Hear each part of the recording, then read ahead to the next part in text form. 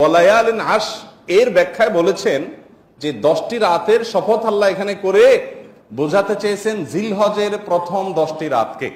সেটা শুরু হচ্ছে সামনের এই সোমবার কিংবা মঙ্গলবার থেকে। এই 10টি রাতের শপথ আল্লাহ রাব্বুল আলামিন করেছেন। তাহলে আমরা কি বার্তা পেলাম? যে এই 10টি রাতের তাৎপর্য আল্লাহর কাছে এত বেশি যে আল্লাহর হাজার হাজার লক্ষ লক্ষ সৃষ্টির মধ্যে এই 10টি রাতের নামে শপথ করার মানে হলো এটা অন্য যে কোনো সৃষ্টি বা যে কোনো সময়ের চাইতে অনেক বেশি গুরুত্বপূর্ণ। তাহলে একটা মর্যাদা আমরা বুঝতে পারলাম। আমরা কি সেই মর্যাদাটা দেই রমজানের এই জিলহজের প্রথম 10 দিনকে? জিলহজের প্রথম 10 দিন আসলে আমরা সাধারণত এটাকে দুইটা কাজের সময় বা মৌসুম মনে করি। এক কোরবানি, আরেকটা হলো হজ। জিলহজ মাস এর চাঁদ দেখা গেছে, সাথে সাথে পত্রিকাগুলোর নিউজ হয় কি গতকাল বাংলাদেশে আকাশে চাঁদ দেখা গেছে, জাতীয় চাঁদ দেখা কমিটির বৈঠকে ঘোষণা বা সিদ্ধান্ত গৃহীত হয়েছে, অতএব আগামী অমুক তারিখ পবিত্র ঈদ উল আজহা, গোসল খাইতে পারবেন আপনারা অমুক তারিখে, সুসংবাদ গ্রহণ করেন। এ হলো নিউজের সামারি, তাই না? অথচ নিউজ হওয়া দরকার ছিল কি জিলহজের চাঁদ দেখা গেছে গতকাল, এর মধ্য দিয়ে মুসলমানদের জন্য ইবাদতের একটা মৌসুম শুরু হলো। বহুবিধ আমল করে মুসলমানরা এই দশককে উদযাপন করেন, পালন করেন এবং এই দশককে অর্থবহ করে তোলার চেষ্টা করেন। এ হলো আমাদের সমাজের বাস্তবতা, উঠে আসবে, তাই না? এখন জিলহজের চাঁদ উঠলে আমাদের মাথায় আসে, আমাদের স্মৃতিতে আসে গরুর ছবি আর ছাগলের ছবি, ঠিক না? ঠিক বলেন। কোরআনের পাতা, তসবির দানা, জায়নামাজ, দোয়া, চোখের পানি, এই স্মৃতিগুলো কি আমাদের মাথায় ভাসে? তার মানে কি আমরা সঠিক জায়গায় আছি? জিলহজের প্রথম দশকের চাঁদ উঠার সঙ্গে সঙ্গে আমার স্মৃতিতে যা ভাসা উচিত তা কি ভাসছে? ভাসছে যেটা, সেটা ঠিক আছে, কিন্তু শুধু সেটা ভাষাটা ভুল। জিলহজের প্রথম দশকের চাঁদ ওঠা মানেই হলো দাঁতে কচমচ করা, গোশত খাবো। কেন গোশত খাবেন? ভালো কথা। গোশত খাওয়ার আগে কাজ করেন, কাজ না করে খাবেন কোত্থেকে? আল্লাহ, কখনো কখনো আল্লাহর বান্দাদের থেকে আল্লাহ এমন এমন কথা বলায় নেন যেটা আসলে ইমান জায়গা নিয়ে। গত কয়েকদিন আগে আমার মা বেড়াতে আসছেন, উনি একটা কথা বললেন। সকাল নাস্তা করতে করতে 10টা 11টা বেজে গেছে। নাস্তা করার পর আবার একটু পরে জোর পরে দুপুরে খানা খাইতে বসলাম আমরা। তো আম্মা হঠাৎ করে বললেন যে বাবা, নাস্তা খাওয়ার পর থেকে দুপুরে খাইতে বসলাম, একটু আগে নাস্তা খেলাম, এখন আবার ভাত খাইতে বসলাম। এর মধ্যে কি এমন কাজ করছি যে আমি আবার ভাত খাওয়ার উপযুক্ত হয়েছি? নাস্তা খাইছি কেন? শরীরে এনার্জি তৈরি করছি, এই জন্যই তো। এই এনার্জি দিয়ে আল্লাহর কি ইবাদত করছি যে আল্লাহর আরেকটা নামে তখন খাইতে বসছি? কোন মুখে? আগে যেটা খেয়েছি সেটার একটা হক তো আদায় করবো, কিছু ভালো কাজ তো করবো, তারপরে না আবার এনার্জির জন্য আমি খাওয়া দাওয়া করব। আগেরটা করছি, করে এখন আবারটা খেতে বসছি, মাঝখানে আমার অ্যাচিভমেন্টটা কি, অর্জনটা কি? আমি চিন্তা করলাম যে কত বড় কথা। অথচ এটাই বাস্তবতা যে আমি কোরবানির গোশত খাবো, দাঁত কসমস করছি, ভালো কথা।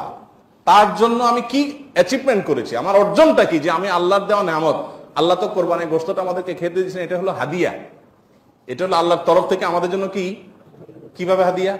দুনিয়াতে এমন কোন দান আছে যে দানকারী নিজে আবার খায়? আছে কোন দান? আপনি মসজিদে টাকা দিচ্ছেন, এখন এই টাকার মালিক কে? কে মালিক? না মসজিদ কমিটি? মসজিদ কমিটি মালিক?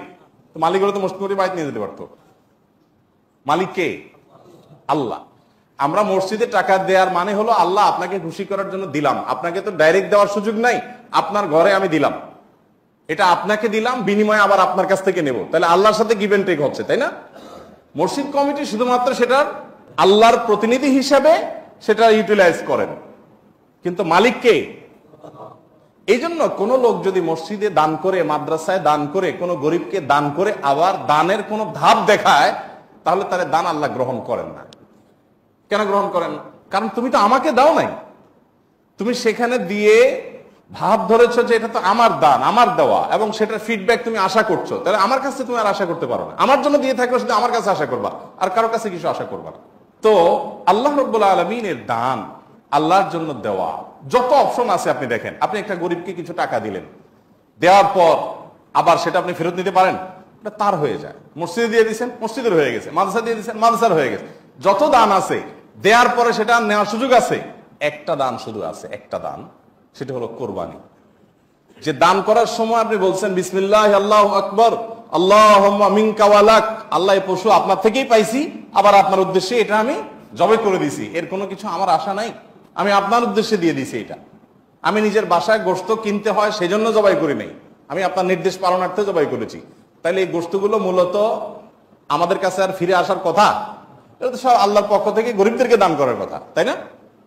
কিন্তু না, আল্লাহ কোরআনে বলছেন ফাকুলু মিনহা, কোরবানির গোশত থেকে তোমরাও খাও, তোমরাও খাও, আর ওয়াতআমুল কানিআ ওয়াল মু'তার, যাদের আছে আত্মীয় স্বজন তাদেরকেও দাও, প্রতিবেশীদেরকেও দাও, আবার অভাবী মানুষদেরকেও দাও। তার কি দাঁড়ালো?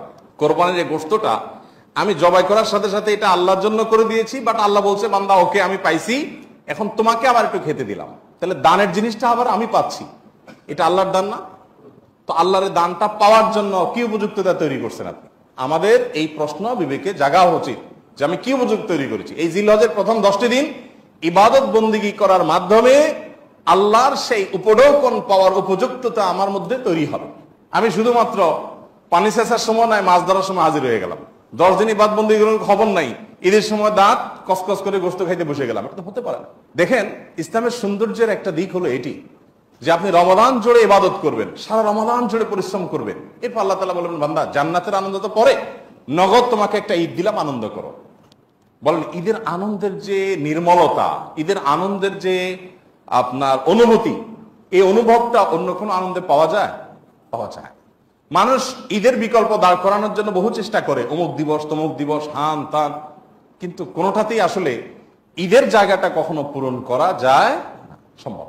আল্লাহ তাআলা নিজে বান্দাকে অলৌকিক এক আনন্দ দেন, লৌকিক কোনো আনন্দ না।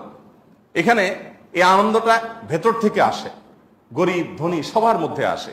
তো এটা যে দিচ্ছেন আল্লাহ তাআলা, তার জন্য আগে একটা ইবাদতের মৌসুম রেখেছেন, রমাদানের 30 দিনের মৌসুম, আর এই ঈদুল আজহাতে 10 দিনের মৌসুম।